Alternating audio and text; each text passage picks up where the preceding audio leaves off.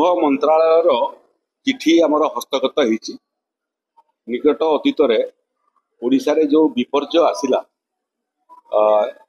बात्या रूप जहाँ दाना भाव में नामित कराइला से बात्या एवं बात्या परवर्ती जो बन्या ओडिशार विभिन्न जिले में क्षयक्षति है तार अध्ययन करने सेंट्रल टीम 24 तारीख आसिक भुवनेश्वर में पहुंची। गृह मंत्रालय चिठी अनुसार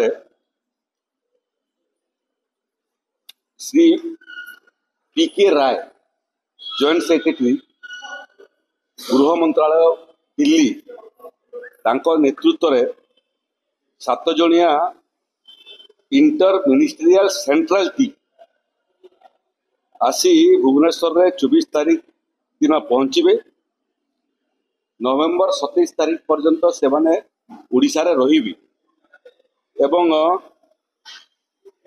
से माने पहुंचला परे 25 तारीख दिन से माने भद्रक बालेश्वर एवं केन्द्रापड़ा ये तीनोटी जिला को 3 भाग रे विभक्त होकर जीवे क्षयक्षतिर अध्ययन करने। ये जो 3टा जिला को 3 भाग रे विभक्त होकर जीवे से राजस्व विभाग अधिकारी माने मध्य तांको संगरे रहिबे। जिलापाल मानकु मध्य बाबद रे सूचित करा हेई। तेणु 3टा जिलार क्षयक्षतिर आकलन कला परे से माने भुवनेश्वर आसी पहुंचबे एवं भुवनेश्वर रे 26 तारीख दिन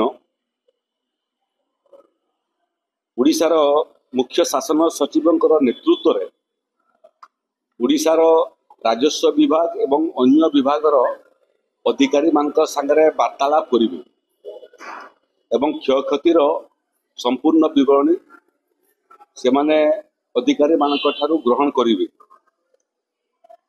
तापरे से माने माननीय मुख्यमंत्री को मध्य सौजन्यमूलक साक्षात करिवे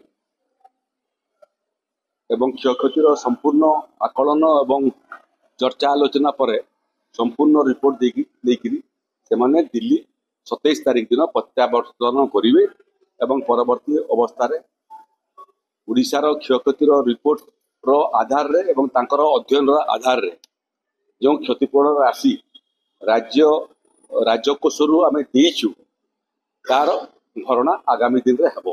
एटा मोटामोटी केंद्रीय सेंट्रल टीम कर ओडिशा आगमन एवं ओडिशार क्षयक्षतिर अध्ययन एवं ओडिशा सरकार को क्षतिपूरण बाबदर प्रक्रिया समाप्त होगा जाऊँ।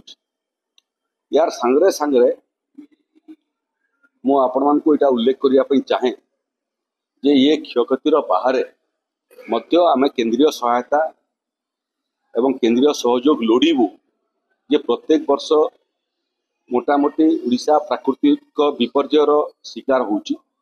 से क्रम रे बन्या बात्या आसिले घर भांगुची माटी घर कुड़िया घर एवं क्षतिपूर्ण राशि दिया होची पुणी से भलिया घर निर्माण होची जोटा कि परवर्ती बन्या बात्या पुणी से भांगुची।